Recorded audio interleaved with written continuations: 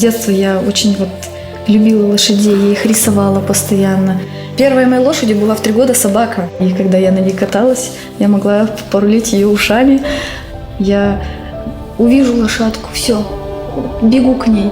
Везде я всех прокатных лошадей объездила просто. Если вижу, стоит 3, я на 3 покатаюсь. Мне не хватало одной, нет, они были все разные.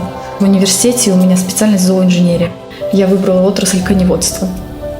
Вид степи, запах полей и этот топот, тяжелая эта дробь копыт и просто дыхание лошади, когда я все это слышу, я все это, когда собираю воедино, это просто, я не знаю, со мной что-то происходит, я просто ни о чем не думаю, я чувствую вообще прям свободу.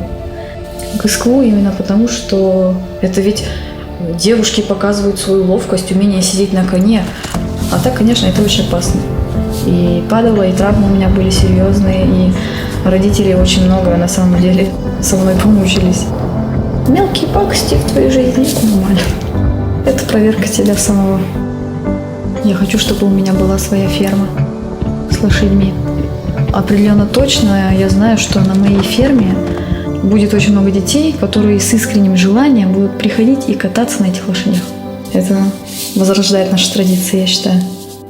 Родилась я в Республике Беларусь, но всю жизнь я прожила в Казахстане. Это моя родная земля.